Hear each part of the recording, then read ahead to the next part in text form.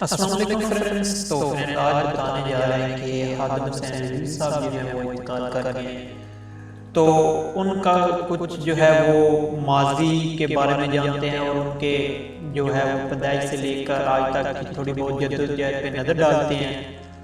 تو علامہ خادم حسین رضوی صاحب کا تعلق جو ہے وہ ضلع اٹک سے تھا. آپ 22 جون 1966 کو نکا توت ضلع اٹک میں حاجی لال خان کے ہاں پیدا ہوئے تھے،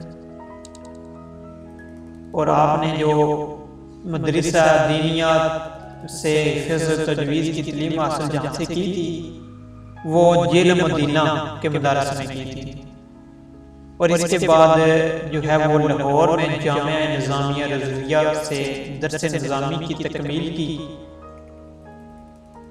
وہ حافظ قرآن ہونے کے علاوہ شیخ الحدیث بھی تھے اور فارسی زبان پر بھی عبور رکھتے تھے.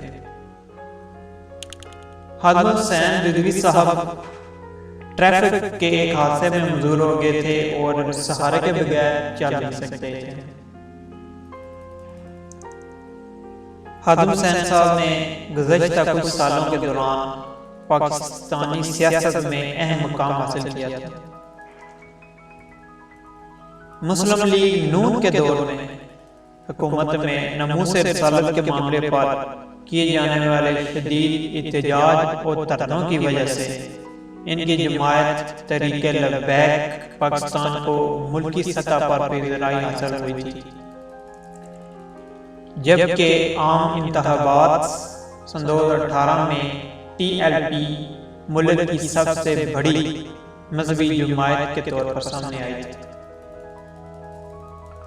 گزشتہ چند ہفتے ان کی جانب سے ایک مرتبہ پھر اسلام آباد کی جانب سے رخ کیا گیا اور حکومت سے مطالبہ کیا کہ جو کہ موجودہ صورتحال میں فرانس میں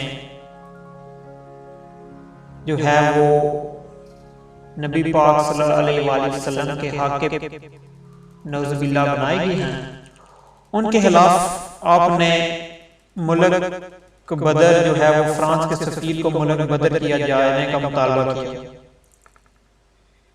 اور وہ مذاکرات کامیاب رہے. ان میں کچھ شرائط جو تھی وہ مان لی گئی. تو خادم حسین صاحب اسلام آباد میں دھرنے کے دوران ان کی طبیعت زیادہ خراب تھی. 104 تک آپ کو شدید بخار تھا، لیکن پھر بھی آپ نے آپ صلی اللہ علیہ وآلہ وسلم کی ناموس رسالت کے لیے اپنے آپ کو پیچھے نہ ہٹایا،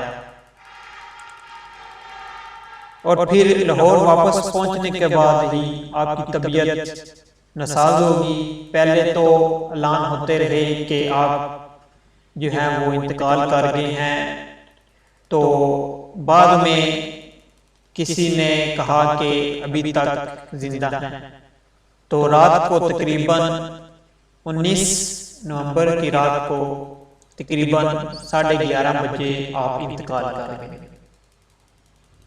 تو پاکستان ایک مذہبی امور اور بہت ہی اچھے ناڈر اور دین ایمان کے علماء کرام سے